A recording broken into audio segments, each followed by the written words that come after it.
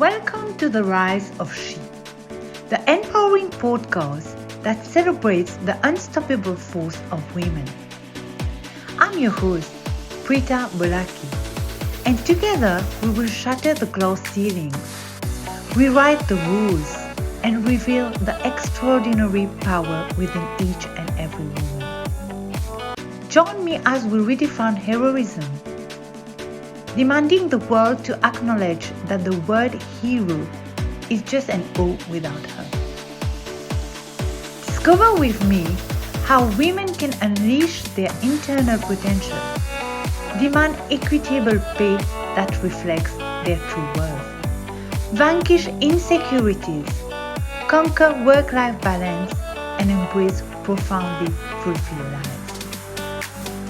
If you like my podcast, feel free to connect with me on Instagram and Facebook for an empowering journey like no other. Find me at Prita Bolaki and let's ignite the fire within. Disclaimer.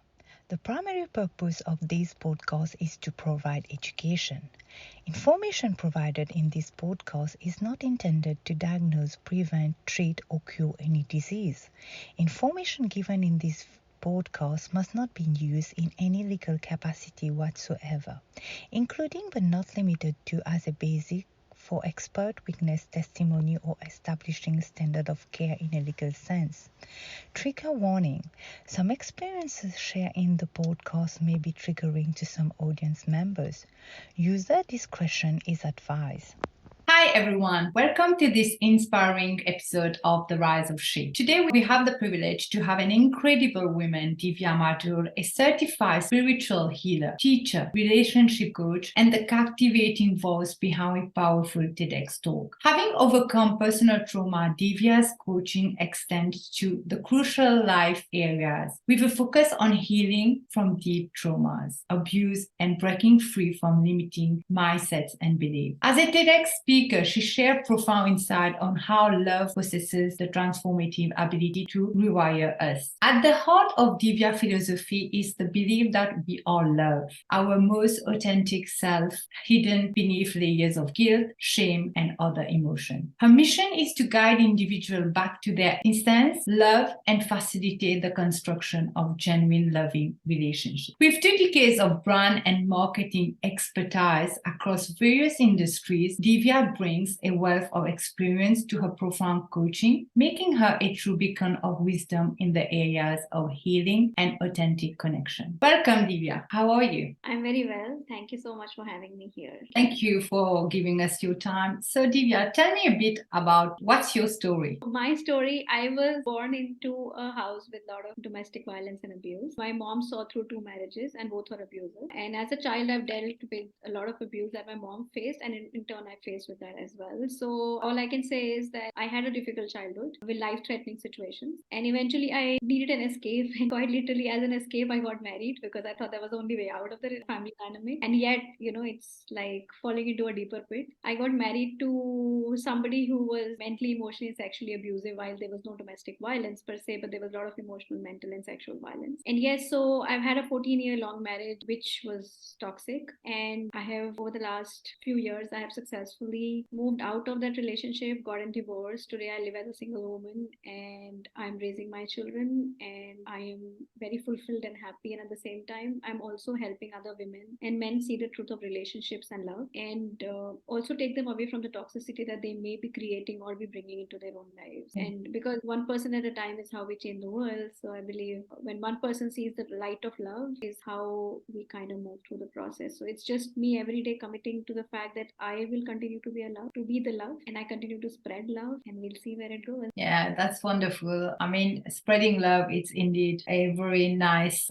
thing. And I think just by spreading it, you also have that love as well, where you feel good, right? And helping other women. So, Divya, throughout your childhood or when you got married, what was the one thing that helped you to take decisions? What was the main thing, like, this is it, I'm not going to get emotionally or sexually abused anymore? more. So how did you take that decision? Because I guess that's the biggest and most difficult decision, right? Absolutely. And I've met a lot of women who go through this, including myself. So I think we as women have a beautiful gift, which is called intuition. We don't need to develop it. It is already present with us when we are born. And we have a very heightened intuition because of the fact that we have a womb. Our womb is a reflection of Mother Earth because we create life as much as Mother Earth creates life. So that intuition is very, very innate and strong in women. Now, when I was in situations of abuse as a child, there was very little I could do, even though my intuition was telling me otherwise, but there was very little I could do because I was dependent on adults around me. However, as an adult, I think over the years, I learned to suppress my intuition, and that's where abuse happened. Every time I was told that this is not right, that's not right, and I kept convincing myself, no, there must be something more in this. Maybe I am dumb,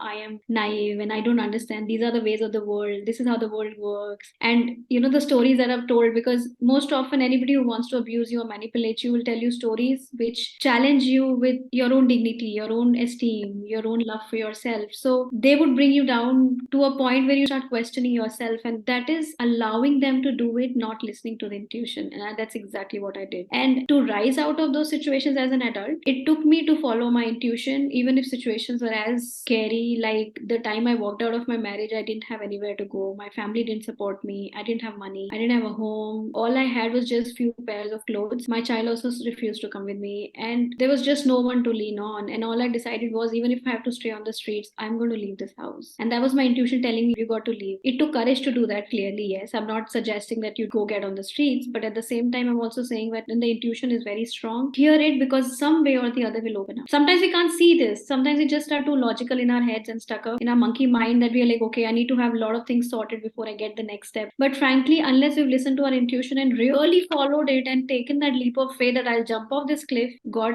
or creation energy or love is going to hold me together and really give me the wings that I need right now. It's that leap of faith which opens up doors which we've not seen, because there is so much happening beyond our comprehension. There is so much happening in the universe. There's so much going on, and I can vouch for it. Every single time I've taken this leap of faith, multiple doors have opened, like magic is happening all around me. I think it's when you're strong and you really want to go through it, obviously the door opened. But you will agree with me, like you were very, very courageous, Divya, to just leave and then, like, I need to do that. That's my next step. But most of the time, women are not courageous and they're thinking, what will happen? My kids is not coming with me. My parents are not supporting me. No one is supporting me. So they start creating that maybe I'm the one who's bad then, because everyone is seeing this normal. What am I doing? Why am I feeling that I have to do it, but other people is not feeling it? So that's the main thing. Like we keep on telling ourselves that we have to stay in that marriage because of our kids. What's going to happen to him or her or them? And I don't have money. The main thing is financial stability as well. Do I go or do I stay and be all this, but at least financially I'll be stable. My kids will have the important thing. It's so many things stopping the woman from doing that. So how did you take that step? How to have that courage? No one supported. And it's unfortunate that when you take this decision, most of the time women find themselves alone. What advice you give to these women? So I think I'll begin by sharing this, that I stayed in 12 years believing the same thing, that there's something wrong with me. That every time I told about the abuse to anybody, they would say the problem is with you. And I started accepting their belief system, saying, yes, the problem is with me and there's something not wrong. It's me who needs to be fixed. But then I realized over a period of time, the amount of discomfort in the body and the heart was so high. It's like this, that you can have a physical pain and you can keep ignoring it. And there will come a point when then pain will take over you and everything around you because you've not attended to it. So goes for emotional and mental pain, frankly. We all know that. I'm sure every woman who's listening here would have experienced a situation where their emotional or mental pain was so high where they can't just anymore tolerate it. That was the point that came for me at about 12 years of my marriage. And I realized that whatever comes my way, I'm going to leave, because any which ways nobody's talking good about me. Any which ways nobody's supporting me. So even if situations were to get worse from here, what worse will it get? I will deal with it. And if it gets better, great, right? But at the same time, definitely I invested in my healing. By God's grace, I had met a couple of healers before I moved out, and those healers supported me in my journey of healing and transformation, and starting to see the fact that the problem is not with me. Problem is in my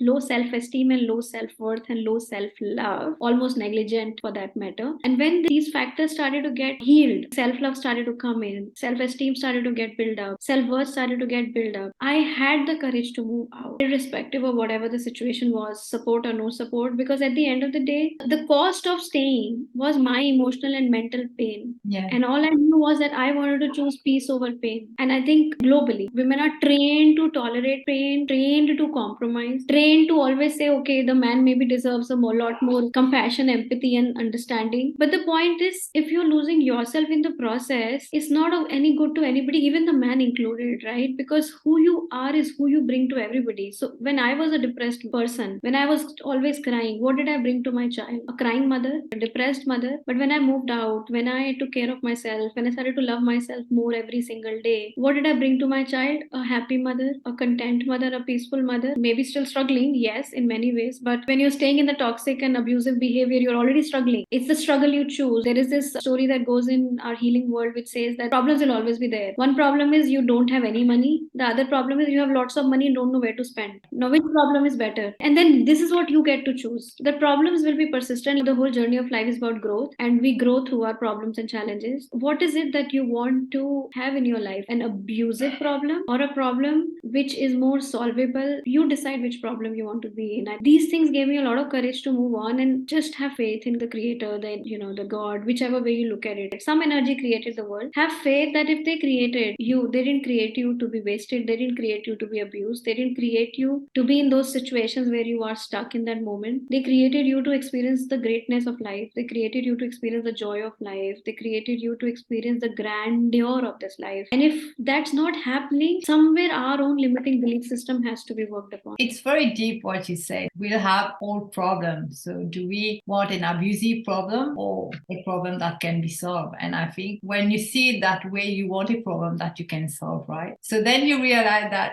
okay, I can do that. At least I have a control on me. It's on me if things doesn't happen. But in a situation where you don't have control, nothing gonna get better out of this. Just gonna get worse. And I think you beautifully said that's so powerful, Divya. Thank you. Thank you so much for sharing that. Obviously, like you said, healers have helped you. And I think you are the right person if we need to heal us. It's very important we have the guidance, because at the end of the day, until you didn't have these coaches to help you, you would have stayed in that toxic. Yeah, So coming to that, I will ask you about my Kick-Ass Buddy movement. Everyone needs someone in their corner. And I will ask you who is still your Kick-Ass Buddy throughout your journey. And in your opinion, why you think you have to have that supportive network, that Kick-Ass Buddy in achieving goals, success, or even getting out of any pain has been your Kick-Ass Buddy. I would say there have been two friends of mine who've been there with me in most difficult of moments. They have not been there physically because they stay far off, but they've been on the phone, on messages, on calls and stuff. A great gratitude I also have towards all the healers and teachers who crossed my path in every stage of my healing. They've been the light that I really needed to see. They provided me with the love that I needed to experience and to be reminded that I'm as worthy of love as anybody else is, because that was the most difficult part for me, to see myself with love. It would always be like I deserve this abuse or I deserve this behavior. But coming out of that and learning that I don't deserve this is somebody who had to hold my hand, walk me like a baby out of those situations and say, okay, this is what it is. But one thing I can say is in this way, that while sometimes the friends have changed, some days one friend takes precedence over the other, not because they are not available, but it's just that in the situation somebody relates to you a little more than the other. So creator or God or the creation energy, they find a way to channel that love into your life through different people who are coming in, be it your teachers, coaches, supporters, or some people have family, or sometimes even children for that matter, so they're not support system, but they are definitely reassurance. Sometimes, when you look at children with love, like animals sometimes are so much reassurance. So I'm just trying to come to the fact that I have had two friends who've been with me on this journey. I've had a lot of people come in different shapes and form at different stages of my life, also to hold me and support me as and when I needed more specialized support, because sometimes friends are there, but when you have to heal, you also need specialized support, which friend may or may not be able to provide, depending dependent on where they're coming from. And a lot of times, even friends also come with their own limiting beliefs. So I just mean to say that I'm not in any way demeaning any friendships here, but I'm also trying to remind you that everything that puts you lower than love, remind yourself that there is more here. There is more here. It's not the end of it. So have healthy friendships. Very important to have healthy, loving friendships who will support you unconditionally, clearly. But at the same time, keep seeking out also for people who are constant reminders of the love that you are. It's very important to get support to move your own mindset, to move your own belief system, to move your own heart set, the amount of pain in the heart, the amount of sorrow in the heart, the heartbreak that's almost feeling like it'll never leave you. Those kind of things, and the trauma stored in the body. There are specialized needs which need to be dealt specifically when you're moving out of toxic abusive situations. Specialized support is needed, which is both in the heart sense, soul sense, mental sense, and also in the body sense, which is called somatic. When we talk about the therapy work, it's somatic therapy. So all these four aspects get addressed with different kinds of approaches. I agree with you when you said that. Yes, obviously we all have friends, and we are friends as well, but we do have our limitation as well to advise sometimes on important things, especially these important decisions of your friend lives. And sometimes we don't have the expertise to guide the person, and this is where coaches, mentors, all these people who has that expertise can help. And you were saying something where you have met lots of people in that healing process, and I think like when you decide to get healed, most of the time you find these people coming in your way, right? When you really need that change or want that change, these people come in your way. How was your experience on that? Absolutely agree with you. The teacher appears when the student is seeking. So our teachers come in different shapes and forms, which means it could come as people who are here to teach us lessons by probably giving us pain. And then there are people who will come to teach us in the sense of support and love that they reflect. They'll also be teachers who are here only for the journey that we are here on, like coaches, teachers, healers. And in all of this, it's your readiness. It's really our own personal readiness to allow the learning. The learning is full. There will be teachers in the form of books. There'll be teachers in the form of podcasts. There'll be teachers in the form of some series. They can be teachers everywhere. The only thing that we need to know is that we are ready to learn. And nature itself is such a big teacher in its own way. It's the greatest teacher we all have here. And so the beauty is that when we are ready to learn, everything shows up. Everything shows up. So an open heart to learning can create miracles literally every single moment of life. And when the heart is ready to learn, it changes everything. The landscape of life changes completely, like beyond what we can ever comprehend. Like, quite frankly, the day I moved out of my ex-husband's house with just that small box of clothes, I did not see myself here. I could not have imagined I would be sitting here. And this was something I was thinking about yesterday, because there was some tough situation I was moving through and I was not able to find my ground. And when I was not able to find my ground, I really thought about this me 5 years ago, who was standing with that box crying, moving out of his house, not knowing where to go. And immediately that flash came into my head, in that memory, that when I was standing there, I couldn't see myself here where I am today. I could not have, no wildest dream I would have ever imagined myself to be here. So if this could have opened up, there is so much more to open up from where I'm looking at life today. Because every day we hit limitations, right? It's not like it's just once and for all. We hit limitations literally every day. So whatever limitations I'm dealing with right now, and it just showed me that, Divya, 4 to 5 years down the line, what you can't see today will already be happening in your life. When you continue on your healing and learning and growth journey, that's the biggest commitment that I feel, my heart's taken me towards, and I continue to be on that. Like, sometimes there is this healing fatigue. I'm like, oh my God, it's just me healing. Everybody else toxic and I'm just the one healing. But it just feels in that moment when ego is trying to take over. But it's a gift I'm giving myself, the greatest gift I can ever give myself and my children. I think it's important. I talk about happiness, but I see that the word love is very important. For me, it's happiness, but you rightly said, when you're in love with yourself, and doesn't need to be with someone else. And when it's someone else as well, it makes a difference. When you see the person, even if you're shouting or, insulting the person, we don't really care if we are truly in love. But when we are angry or frustrated or things are going on and someone insulted us or criticized criticize us. We are in the worst person ever. And that's how love is important. How do you practice that love? Because obviously there are sometimes things change, you get upset with something. So what advice you will give to keep that love in the heart? I would begin by saying this, that we don't need to bring in love. We already are love. Love is not a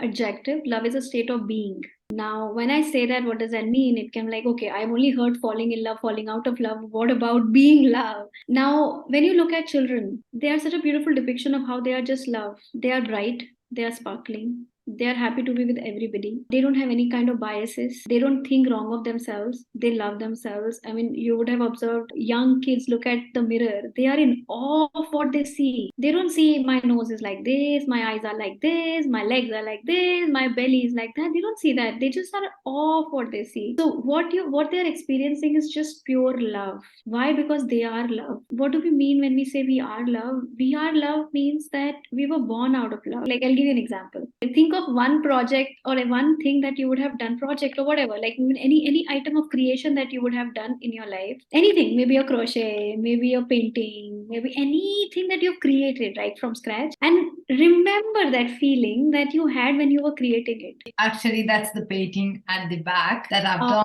and I keep it here because every time I see it, I had that feeling how I did that painting, and there was love. There was like me inside the painting. So wherever I move my office or anything, I put it in a place where I spend more my time, and I spend most of my time in the office, and that brings me so much love. Like, I'll bring it everywhere I have to move. It's that much of important to me. Like, for other people it might be just a painting, but it reflects me in that painting. Yeah. If you remember the feeling when you created Oh, with wow. utmost love, like all the love in you was in the painting, right? So that's what I'm bringing you to. Then creator created you. When the God created you, you were created with love. You were created with so much love that the only way we can come into existence is with just pure love, because there's no other way a magnificent creature like human being can be made. A magnificent creature like you can be made. If there was no love, you wouldn't be made. So you are love yourself. You were born into love. You were created by love. So everything is love until we take on the drama. Now the drama looks like that somebody tells you you're short, somebody tells you you're dark, somebody tells you you're not good enough, somebody tells you you don't study well, somebody tells you you're not playing well, or somebody tells you don't eat well, you eat too much, whatever, right? When people start to project their own stuff to us and we take on their stuff is when we go out of love. We are always in a constant state of love. What takes us down is going out of love. Now each time we are able to bring us back to love is coming back to the energy of creation, coming back to where we began. And remember, when we were babies, right, everybody is more or less, now at least in this generation, people have seen the scans of children when they are in the womb. What do you see first? There's no body, there's just a heartbeat. The first scan is always only heartbeat. So you were created love first before anything else. There was a heart created, no body. There was only and only love. So just reminding you again, all over again, that the frequency is of love. We go down from it constantly, and we have to find practices that aid us back into that frequency again and again and again. And the same way, the support system that brings us back to love, it may not look like family or friends sometimes. It may look like therapists or healers or coaches sometimes. But having a stable support system, because we get drained when we see our family is not supporting us. We get drained when we see our friends are not supporting us, or somebody we had a lot of faith in is not supporting us. But have faith in the fact that there is a support system available to you, and you are the only one who can put this into practice. Yeah. And someday the support system may look as simple as just going and hugging a tree, because probably a human is not around. Yeah. In our current living systems, we are all living mostly, ones, twos, threes. We don't living too many together. So there may not be accessibility to another human being at all points in time, but support system can come in so many shapes and forms and sizes. And then love. When you hug a tree, you'll know that love. When you love a child, you will know that love. When an animal comes to you, you'll know that love. When the raindrop falls on you, you will know that love. When the wind touches your face, you'll know that love. That love is a constant. That love does not leave us. We leave the love and keep coming in and out of it. Wow.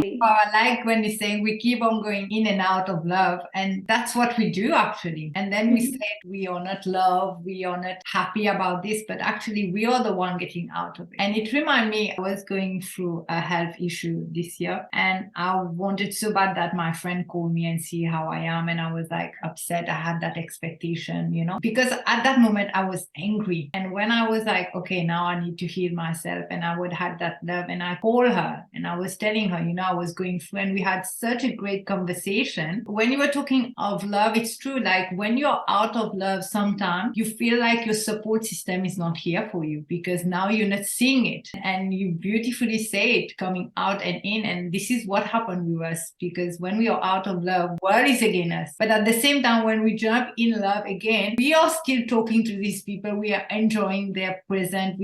And all of a sudden that love come back again. So that's amazing. I love that in and out. I'll remember it every time I had this kind of stage. I will remember that. Thank you so much, Divya. I have another question. As you know, for corporate and or working women, they have a lot, I believe, on their plate, because career-wise and personal-wise, and they try to be perfect on both sides. And there's a lot expectation from their personal life, and now they need to be in their professional life. And most of the time, some people give up on their dream professionally so that they can give the expectation on their personal journey. So what will be the advice that you can give to these women who want to advance on their career despite having personal challenges at home or be financially independent? So what would be that one advice you can give to these women? Because trying to get to be perfect in the both world, it's so difficult, and this is why we get overwhelmed on a daily basis. So what would be the one advice you will give to them? Let go of the need to be perfect and choose love, choose peace. Because first thing is that at the end of the day, if your mental health or emotional health is compromised, which will eventually lead to physical health being compromised and eventually lead to financial health being compromised. If any of these mental, emotion, spiritual health is not doing well, eventually all these things that you're trying to create out of the job will fall down or will come crashing at some point in time, job or corporate, whichever way. So the first thing that I would say is to follow your heart. Do the work that you feel called to instead of doing the work that pays you. Because when you do the work that you're feeling called to, and that also is going to pay you, it's going to be a different level of joy and satisfaction that you'll bring to your own heart, to your body, and eventually to your family. The other thing that I have in my personal understanding understood is that we tend to prioritize our jobs or our work so much that we forget there's a family behind, and there's ourselves here, right? You'll be very easily replaced in your workplace, but you can't replace who you are in your personal family system, and you can't replace who you are in your own personal life, your own individual life. So the first priority is you, followed by your loved ones, and then followed by your work, which we usually put it in an order saying work first, second family, third me. It actually has to be reverse order, where you are first, the family and loved ones, whoever there is, comes second, and then comes the work. Because work is a part of your life, work is not your life. There's a nurse, she's written a book. She had spent years of her life in her profession meeting people who were towards their last days and talking to them. And every time she would speak to anybody, nobody talked about, I wish I made more money. They only talked about, I lived more and I loved more. And they only talked about that if I had a more fulfilled life through my relationships, that I respected or loved my loved ones more than I would have done it for my work, or I spend more time with them. So all I mean is that at the end of life, you would sit and think that what matters today is what you put into action today. What would matter then should do in your life today, instead of sitting there and thinking, I wish I would have done this. Because that will lead you to be living a fulfilled life every day. And if anybody tells you you can't make money with your passion, I'm sorry, that's totally possible. And if anybody tells you that the only way you can succeed in life or have that wealth or anything through your careers or the success that you're looking for is only through your corporate career, that's also not true. So at the end of the day, balancing is important, definitely, yes, but don't let that become the anchor to your life. That is only a part of your life. And there's no perfection. None of us are perfect. We can never get there, because perfection is an imaginary point which is always moving. We can never get there. I believe it's about the right balance that feels called in the heart. The order that you have put it is us first, then the family, then the career is very important. Because what we do, as you said, we think of the career, then the kids, then we don't have time for it. That's why there's no self-love, because we don't have time. And it's so true that we are so busy with life, trying to be successful or to do the work, come home, be the mom, be the wife. We said we don't have time until we start really understanding the self-love, and all of a sudden it just everything is so into order. Like I'm happy with the kids, I'm having time for work, I'm having time for the family. I think again, like you said, love is above everything, and having that self-love definitely make a big difference. Thank you, Divya, for sharing that. Before we go, obviously, what would be the one piece of wisdom or advice you will give to the women, which we already talked, but navigating through any personal challenges or obstacle? What will be the one thing they can take from you today? Keep returning to love. Keep returning to love. That's where the joy, the contentment, the peace, and everything is. Keep returning to love. Develop daily practices that you can do for your heart, body, mind, and soul, which remind you that there is love around. And the more loved you feel, the more love you'll be able to spread across around wherever you go. Yeah, and Divya, when you're saying mind, body, and soul, obviously it's like we always talk about it. What is it really? So giving the love to the mind, to the soul, to the body, how does it work? All right. So let's take one by one. Like for body, eating nourishing meals, drinking a lot of water, taking a walk or running, whatever works for somebody, jogging, exercising. One of these activities to take care of your body, like of course, food and water are essential. So is exercise. So that is for the body. The thing that works for the heart is one activity every day to connect with nature clearly, if specifically Mother Earth, if possible, in any way, walking bare feet on grass or hugging a tree or engaging in anything like a gardening activity, sitting with the plants or engaging with animals for that matter. So this is something that reminds us of the unconditional love there is. And at the same time, also have one kind of thing to spend time with the family or whoever are the loved ones in the circle. Spending time with people, even if it's for 10 to 15 minutes a day, completely device free. No devices, no internet, no external influence, just you and the plant or you and your loved one, you or your animal or you or nature, completely device free time. Something for the mind, again, taking time away from devices, very important. And something meditative, even if it's just play music or doesn't have words to it, precisely that's very important, because something when it has words, it starts to process. We need our mind to slow down because we're already over processing, because the amount of content and media and stuff that is thrown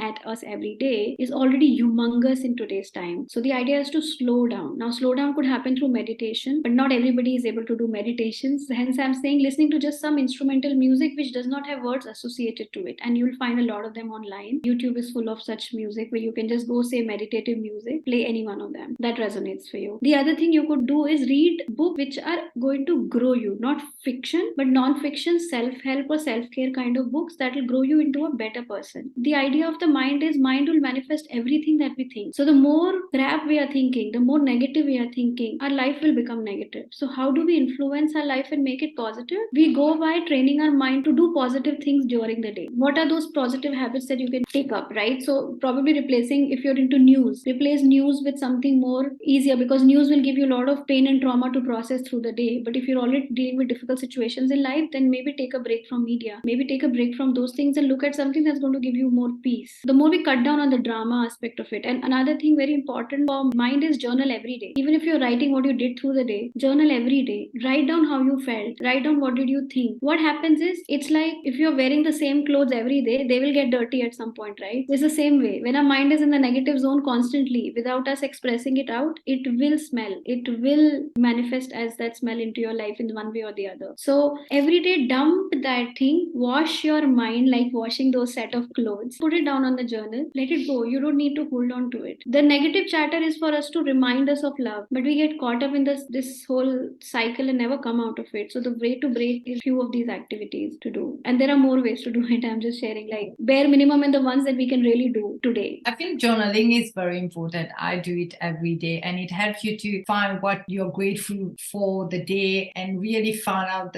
how bad my day was. You had to have at least one stuff you were grateful for, and it just reminds you. Then it just take that bad day out. Oh, something good happened to me today, and I think that really works. And writing, sometimes what you're thinking and then what you're writing, and I'm always impressed with myself. Like, oh, I was thinking about that, but when I'm writing, it's coming like it's not what I was thinking. But so amazing to read it another day, and oh, that's what really was bothering me, or that's what really was happening to me, or how I was feeling. I would encourage journaling as well, and be gratitude and affirmation of things that really help. It's us, like we start a day with affirmation and we go to sleep being grateful. And I think this is how keep that love here, because then before going to sleep, we are grateful about something. We wake up, we're doing affirmation of how we want our life to be. And going back to what you said about the word that that you love a lot. And I think, yeah, it's making more sense that actually bring love, because sometimes I'm grateful about people around me. I'm like,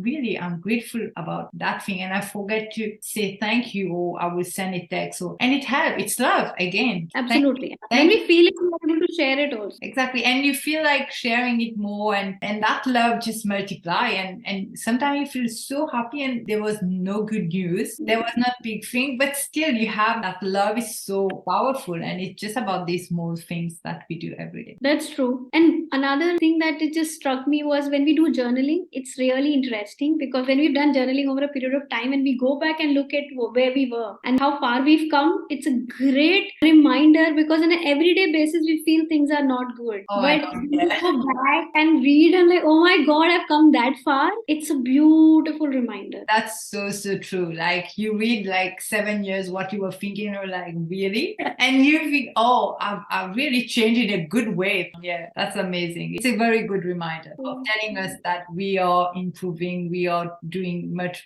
better things to improve our life and to be happy. Thank you so much, Divya, for your time. I really appreciate, and thank you everyone for listening. I look forward to see you in the next episode. Thank you. If you have been inspired by today's episode, make sure to subscribe and follow The Rise of She to stay connected and never miss a moment of empowerment. Join me on Instagram and Facebook, where we'll continue to fuel the flames of progress and self-improvement together.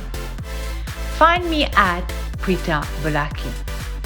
Remember, we are unstoppable forces bound to inspire and empower one another. Until next time, Prita says adios, ladies. Stay tuned for our next empowering encounter.